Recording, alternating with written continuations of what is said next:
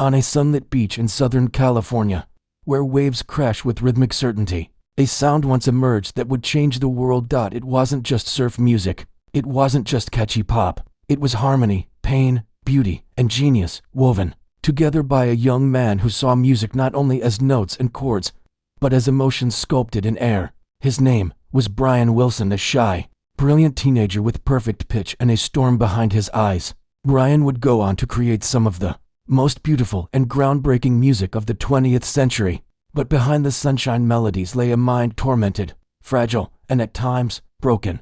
This is the story of Brian Wilson, the genius, the beach boy, the recluse, the survivor. A story of sound and silence, of brilliance and madness, of a man who heard music in everything, even in the voices in his head. Brian Douglas Wilson was born on June 20, 1942, in Inglewood, California, the eldest of 3 boys in the Wilson household. From an early age, Brian's world was shaped by both music and turbulence. His father, Murray Wilson, was a frustrated musician and a strict disciplinarian. Though Murray's own dreams of stardom never materialized, he projected those ambitions, often harshly, onto his sons. Brian, in particular, bore the weight of those expectations. By the time Brian was just a toddler, his musical gifts were already showing. He demonstrated perfect pitch, able to identify notes just by hearing them. He would sit at the family piano and, without formal training, begin picking out melodies he had heard on the radio. But there was a problem. At age 2, Brian suffered a traumatic blow to his head, allegedly delivered by his father, which left him partially deaf in his right ear. Some say it was a congenital issue, others blame that one moment. Either way, it marked the first of many wounds Brian would carry. Still, the music never stopped. At home, the Wilsons sang together. Brian was especially drawn to the lush harmonies of the 4 Freshmen, a jazz-influenced vocal group known for their complex, layered arrangements. Their voices became a blueprint in Brian's mind, a kind of harmonic architecture he would spend the rest of his life refining. In high school, Brian began experimenting with tape recorders and multi-track layering.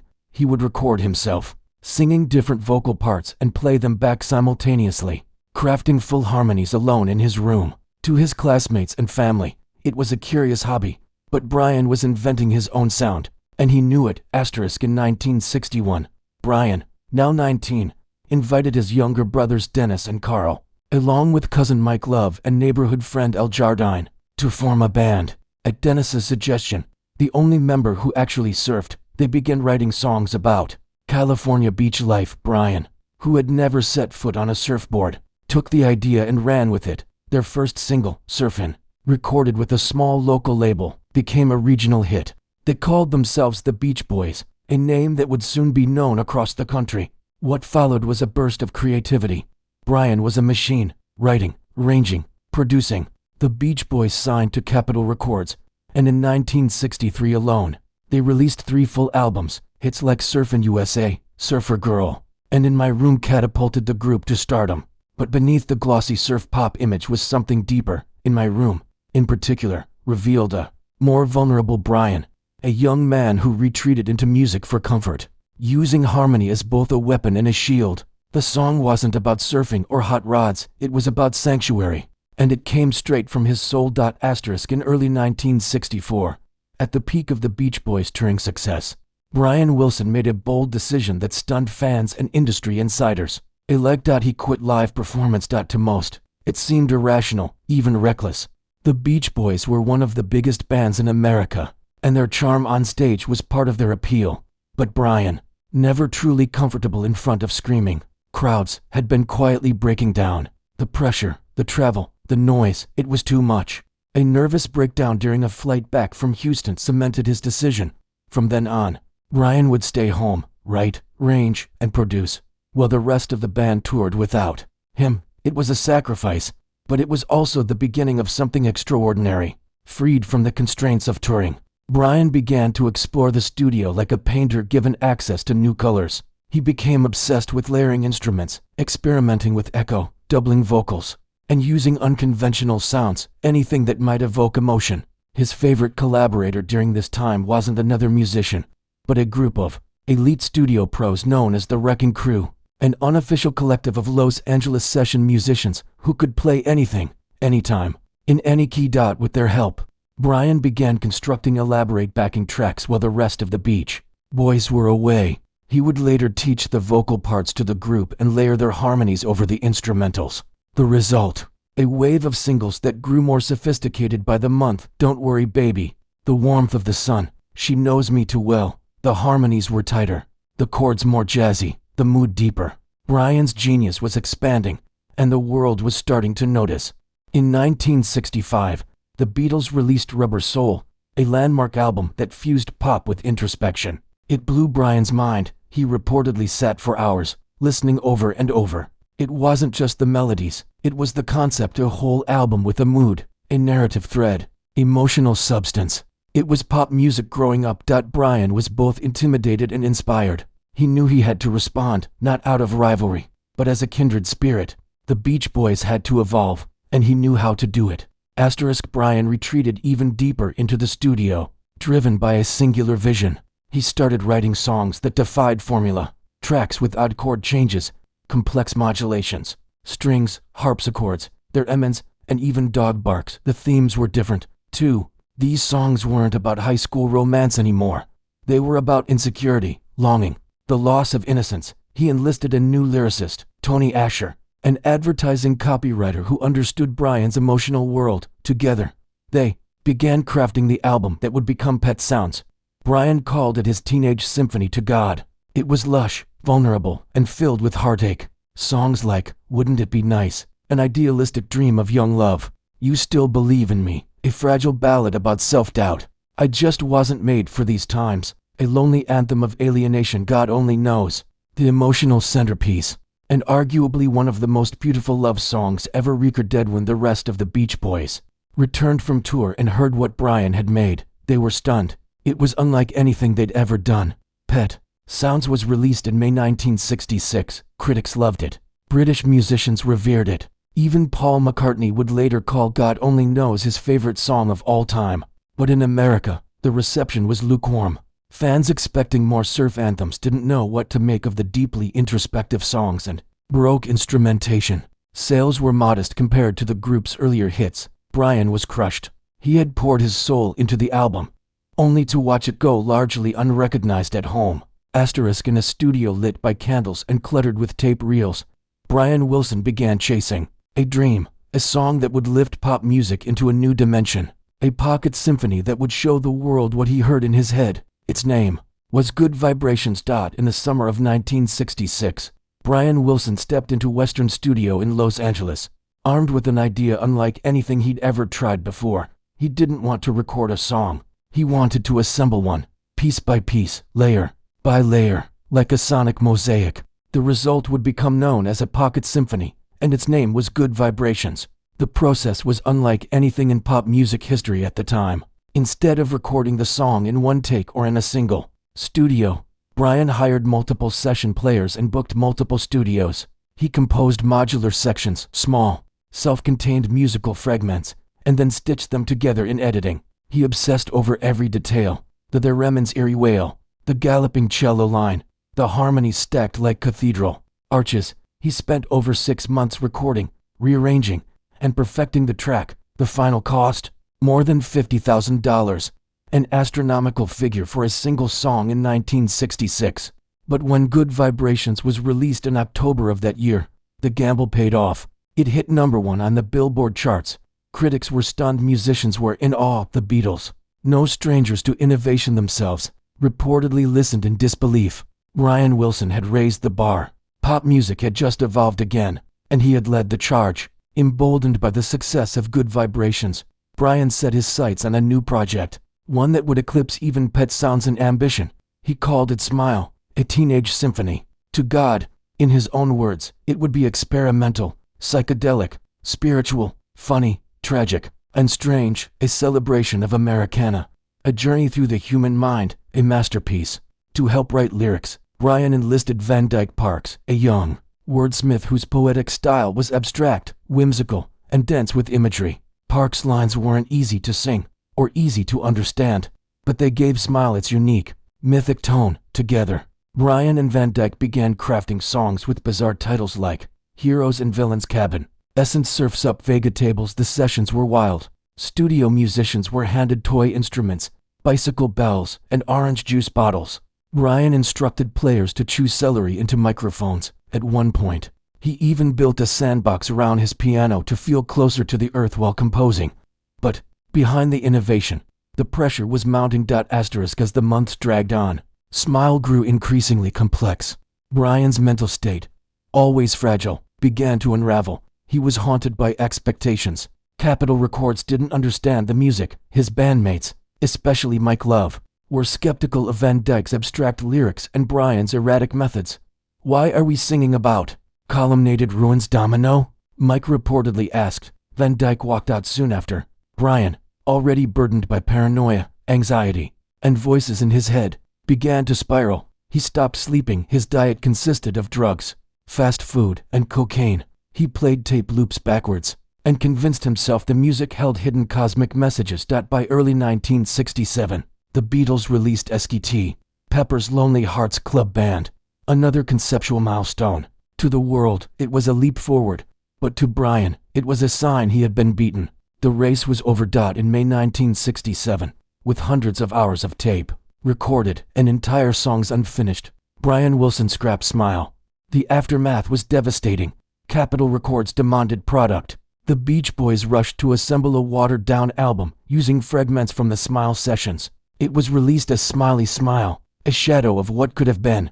Critics and fans were confused. The once golden band of California sunshine had gone dark, weird, and directionless. Brian, the creative heart of it all, was a ghost of his former self. He withdrew from the studio, from the band, from life. He spent days, then weeks in bed, curtains drawn, music silent, television flickering static. Once a pioneer of sound, Brian was now lost in silence. After the collapse of Smile, Brian Wilson was no longer the leader of the Beach Boys, at least not in practice. He began to withdraw from the band, the studio, and reality itself. His days became repetitive and aimless. He would lie in bed for hours, sometimes days, watching television, eating junk food, and drifting in and out of sleep. At times he would vanish into fits of paranoia, claiming that Phil Spector or Charles Manson were after him. At other times, he would burst into tears with no explanation. His mental illness, exacerbated by drug use, began to fully take hold. There were occasional bursts of creativity. The Beach Boys albums during this era, Friends 1968, 2020's 1969, and Sunflower 1970, each included a few Brian penned gems like Busy Doing Nothin', Time to Get Alone, and This Whole World. But they were few and far between. The band had to move on without him.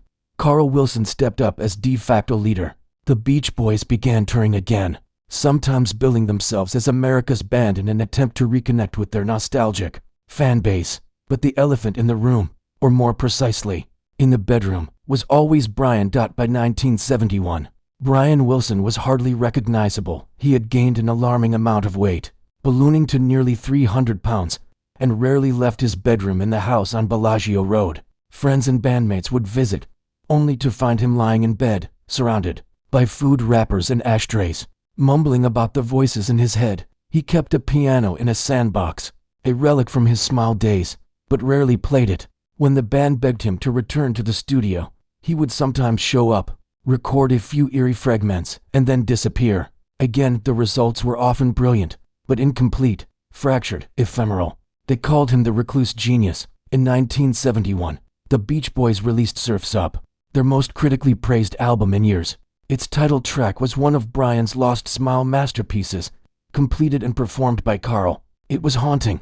The lyrics, a children's psalm, "Have you listened as they played?" seemed like an obituary for Brian's innocence, or perhaps his mind. The melody was pure Wilson, filled with melancholy and mystery. But the man who wrote it was still missing in action. Brian's contributions to the album were minimal. He had become a specter within his own band. In 1975, desperate to save Brian from self-destructs, his wife Marilyn and brother Carl made a controversial decision. They hired Dr. Eugene Landy, a radical psychotherapist with a reputation for extreme techniques.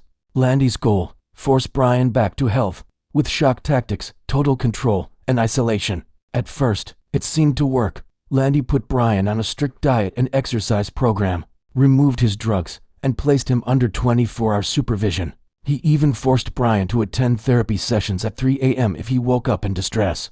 But the method was harsh, bordering on cruel, and Landy's influence was growing dangerously fast. Within months, he had inserted himself into every aspect of Brian's life, his finances, his personal decisions, even his creative choices. Brian was no longer just isolated by illness. Now, he was being controlled. By the mid-1970s, Brian Wilson had become something between a legend and a tragedy. To the public, he was a mysterious figure, the man who stayed in his room. Fans whispered about his fall from grace. Musicians revered him as a fallen giant. The Beach Boys continued to tour, playing old hits, while their most brilliant members stayed behind. His absence became part of the band's mythos, and Smile, the album that never was, grew into a kind of musical holy grail. But inside that house, inside that room, the man himself was suffering. In 1976, the Beach Boys launched a new campaign. The slogan was plastered across ads, posters, and magazine covers. Brian is back. To many, it seemed like a miracle. After nearly a decade of silence and seclusion, Brian Wilson had returned to the studio. He appeared in interviews, smiling, if stiffly, and even performed with the band on stage again, for the public. It was a moment of joy. But behind the scenes, it was anything but. Dr. Eugene Landy had returned, Ray hired by Brian's wife Marilyn, and bandmates in a desperate attempt to rescue him once more. But this time, Landy had complete control. He moved into Brian's life, literally. Landy monitored what Brian ate, when he slept, who he saw, and how he worked. He charged astronomical fees. He built a team of assistants to follow Brian everywhere. It was no longer therapy. It was domination. Brian's day was scheduled to the minute. He was told when to wake, when to exercise, when to write music, when to socialize. Even the words he used in interviews were sometimes written in advance. To outsiders, Brian looked better. He had lost weight, appeared lucid, but those closest to him saw something else. A man afraid to speak freely. A man looking to his doctor for permission. A man under control. In July 1976, the Beach Boys released 15 Big Ones, their first studio album with Brian's involvement in years. The label marketed it heavily as his return, but the music was mixed. Half the album consisted of oldies covers, rock and roll standards like Rock and Roll Music and Blueberry Hill. Brian's vocals were raw and sometimes shaky. His arrangements were sometimes brilliant, sometimes bizarre. The other half, the original tracks like It's Okay and Had to Phone Ya, offered glimpses of his old spark, but critics were divided. Some praised the courage of his return. Others questioned whether Brian was ready or willing to be back at all. As the Brian is Back campaign rolled on, things became increasingly surreal. He appeared on TV shows like Saturday Night Live, often looking nervous, robotic, or even sedated. He gave interviews where his answers seemed rehearsed or nonsensical. Sometimes, Landy stood just off camera, watching every word. In one interview, when asked how he felt about returning to music, Brian answered, "I feel great. I'm healthy. Thanks to my therapist. I'm very motivated." It didn't sound like Brian. It sounded like someone reading a script. Privately, Brian was struggling. He still heard voices. He still felt afraid. But now, instead of being ignored, he was being used, paraded around like a mascot for a band trying to reclaim its image. His bandmates were divided. Carl and Dennis, especially, grew suspicious of Landy's power. Mike Love, however, supported Brian's return, even if it meant overlooking the cracks. The Beach Boys were performing again. That was what mattered, right? Over the next several years, Brian's involvement with the Beach Boys waxed and waned. He contributed sporadically to albums like Love You 1977, a bizarre, synth-heavy release made almost entirely by Brian, filled with childlike lyrics and awkward brilliance. MIU album 1978, a sterile, uneven project created at a meditation center, with little of Brian's soul intact. During this time, Brian's mental health wavered. He sometimes returned to drinking and drug use in secret. Landy would double down with tougher regimens. The band often fought over who should control him, and whether he should even be part of the group anymore. Brian, meanwhile, seemed to exist in a fog. He wrote songs about being confused, disconnected, or searching for lost love. His voice aged rapidly, no longer the angelic falsetto of the 60s, but something grittier, sadder. He often sounded like a man singing to remember who he once was. By 1982, Things had reached a breaking point. Brian was once again dangerously overweight. He'd gained over 100 pounds, and his health was in decline. His drug use had resumed. Landy's extreme tactics were no longer working, or perhaps had never worked at all. The Beach Boys, exhausted and desperate, fired Landy. Marilyn filed for divorce, and Brian was placed in rehab for a time. No one knew if he would survive. He was only in his early 40s, but his body and mind had been through hell. After Landy was fired in 1982, Brian's world collapsed again. He fell into a deep depression. His weight soared past 300 pounds. He barely left the house. Friends and family feared for his life. Some wondered if he had simply passed the point of no return. In 1983, tragedy struck. Brian's younger brother Dennis Wilson drowned in Marina del Rey. The Beach Boys' wildest member, a man who had battled his own demons, was gone at just 39. Dennis had always believed in Brian's genius, even when no one else did. His death shattered what was left of Brian's already fragile spirit. The band staggered on, but inside, it was hollow. In 1983, Landy returned, by force of contract this time. Landy didn't just want to treat Brian. He wanted control over everything. He re-entered Brian's life with a massive new agreement. He would be Brian's personal therapist, business manager, creative partner, and gatekeeper. He would receive a percentage of Brian's earnings. He would decide who Brian saw, what he ate, what he said, and what he did. It was unprecedented, and it was dangerous. Brian was again put under a strict regime, with 24/7 life coaches, medications, and isolation. Landy moved Brian into a house in Malibu, away from friends and family. He began referring to Brian as his creation. In 1986, Brian released an autobiography, Wouldn't It Be Nice? My Own Story.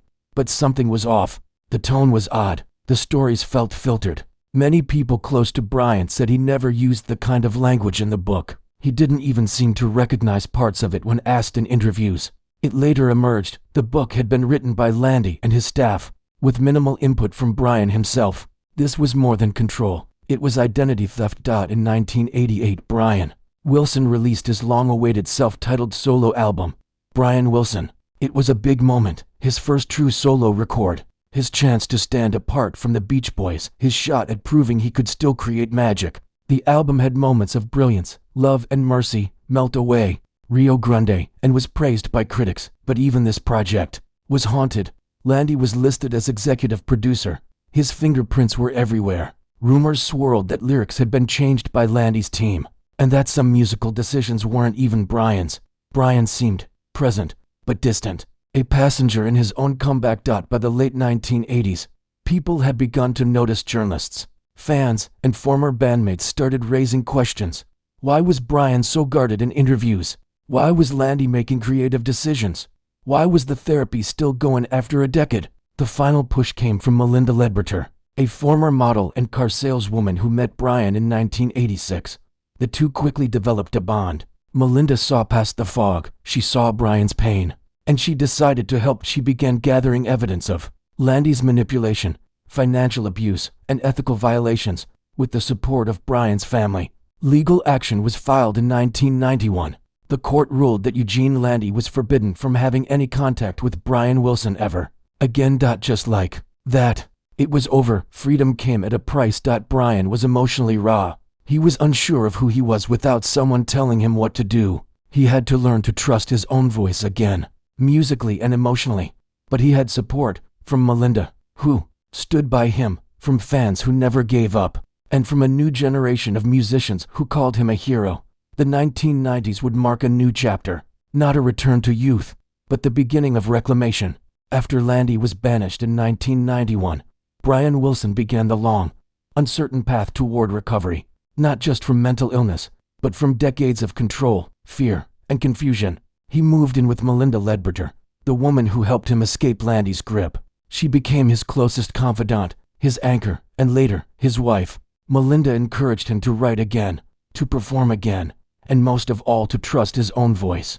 Brian was hesitant. Years of trauma had left deep scars. He struggled with motivation, paranoia, and stage fright. The idea of performing live terrified him, but slowly, with help, he began to return.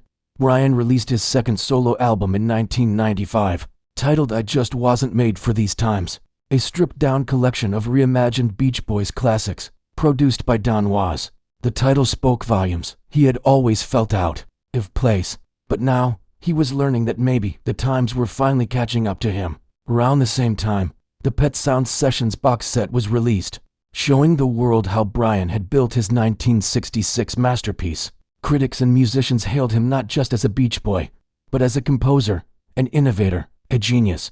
Younger artists, from R.E.M. to Radiohead, from U2 to the Flaming Lips, named him as an influence. Brian Wilson was being rediscovered. In the late 1990s, something miraculous happened. Brian Wilson, the man who had once refused to leave his bed for years, stepped onto a concert stage. Alone he began performing his solo work, and Beach Boys songs lived for the first time in decades. Audiences were stunned. His voice, though older and rougher, was full of soul. His phrasing was delicate, his presence quiet, but profound. In 2000, he even began performing Pet Sounds in full, backed by a brilliant group of young musicians who revered him. The concerts were emotional, almost sacred. People wept. They weren't just hearing the songs, they were watching a man heal himself through his music. But one ghost still lingered. Smile. That unfinished 1967 album, once called the most famous unreleased album in history, had haunted Brian for decades. Every time someone asked about it, he grew distant. He said it was too painful, too broken, too impossible. But in the early 2000s, something changed. Encouraged by his new bandmates, Melinda, and longtime collaborator Darian Sahanaja, Brian began to revisit the old Smile tapes.